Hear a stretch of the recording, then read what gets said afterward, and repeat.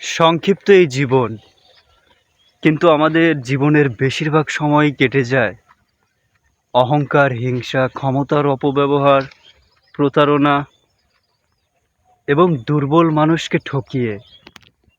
দেখেন, আপনি আমি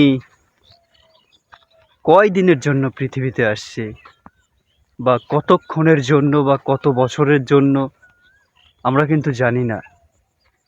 যে কোনো মুহূর্তে আপনার আমার ডাক পড়ে যেতে পারে। বাংলাদেশের মানুষের গড় আয়ু ৬০ থেকে ৭০ বছর। দেখেন, অর্ধেক তো শেষ করেই ফেলেছেন। আর কয় দিন বা কয় বছর বা কয় সেকেন্ড চিঠি চলে আসবে মৃত্যুর পরোয়ানা।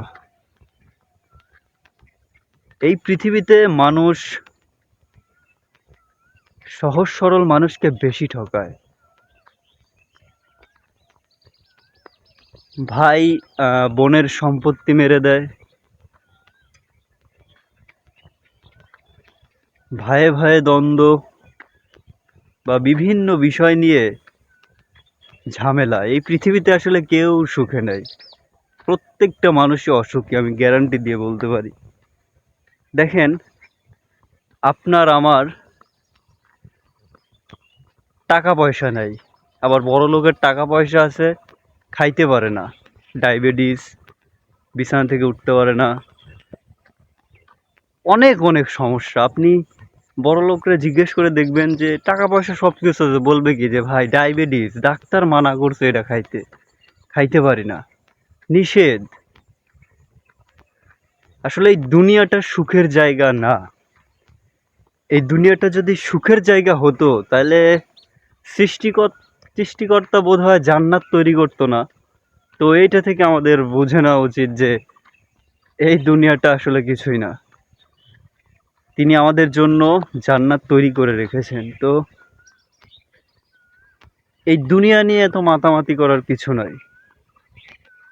আল্লাহ তাআলা বলেছেন যে তুমি আগে আমার ইবাদত করো, তারপর তুমি বের হয়ে যাও তোমার রিজিকের সন্ধানে। তো সবার আগে তার ইবাদত করতে বলছে। তো এই ছোট্ট জীবনে হিংসা, অহংকার, প্রতারণা, মানুষকে ঠকানো, এগুলো আমরা বাদ দিই। আমি জানি যে যারা সততা নিয়ে বাঁচে তাদের জীবনে দুঃখ কষ্ট সবচেয়ে বেশি। কিন্তু দুঃখ কষ্ট থাকলেও তাদের জন্য আল্লাহ তাআলা বিশাল সুখবর রেখে দিয়েছেন, শুধু ধৈর্য। ধৈর্য ধারণকারীকে আল্লাহ তাআলা সবচেয়ে বেশি পছন্দ করেন।